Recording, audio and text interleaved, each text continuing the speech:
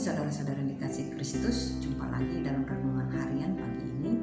Saya masih berada di Konsistori HKBP Numensa Traso Petojo. Dari sinilah kita mendengarkan firman Tuhan.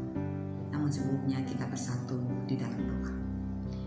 Damai sejahtera Allah yang melampaui segala akal, itulah yang akan memelihara hati dan pikiran saudara-saudara dalam Yesus Kristus Tuhan kita.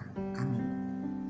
Firman Tuhan yang menjadi renungan pagi ini tertulis dalam Mazmur 142 ayat 7. Kita dengarkan. Perhatikanlah teriakku, sebab aku telah menjadi sangat lemah. Lepaskanlah aku daripada orang-orang yang mengejar aku, sebab mereka terlalu kuat bagiku. Demikian firman Tuhan. Saudara-saudara yang dikasih Kristus, adalah mudah untuk mengatakan hal-hal yang positif, membangun, menguatkan, menghibur orang lain ketika mengalami penderitaan atau ketika orang dalam keadaan yang baik-baik saja. Namun jika diri sendiri sedang mengalami situasi sulit atau dalam kondisi yang buruk, mampukah kita mempertahankan atau konsistensi kita dalam berkata yang positif? Jangankan menguatkan orang lain, menghibur diri sendiri saja mungkin sangat sulit. Yang terjadi adalah kita mengasihani diri sendiri dan tidak peduli dengan orang lain. Saudara-saudara yang terkasih, mari belajar dari pengalaman hidup Raja Daud. Karena teks kita ini berasal dari Daud. Ketika Daud sedang dalam tekanan yang hebat karena dikejar-kejar oleh Saul yang hendak membunuhnya, Daud pun melarikan diri dan bersembunyi di gua Adulam dengan maksud menenangkan diri dan berlindung. Daud mengungkapkan jerit hatinya kepada Tuhan dan memohon, "Aku mencurahkan keluhanku ke hadapannya, kesesakanku ku beritahukan ke hadapannya." Mazmur 142 ayat 3. Apa yang selanjutnya dialami Daud di gua itu?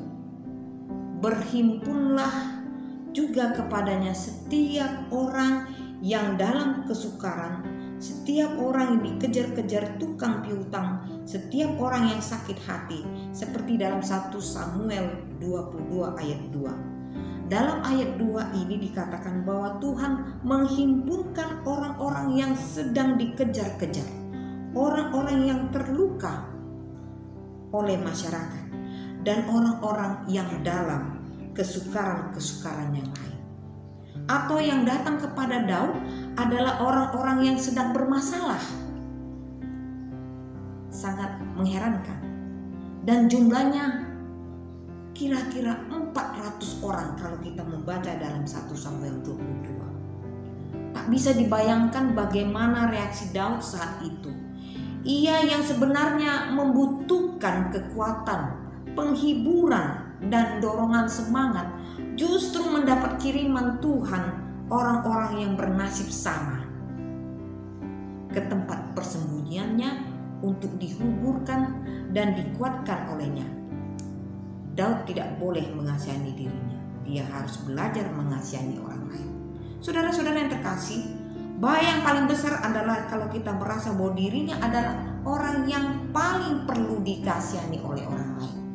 Semakin dia merasa perlu dikasihani orang lain, maka belas kasihannya bagi orang lain makin kecil dan akhirnya hilang sama sekali.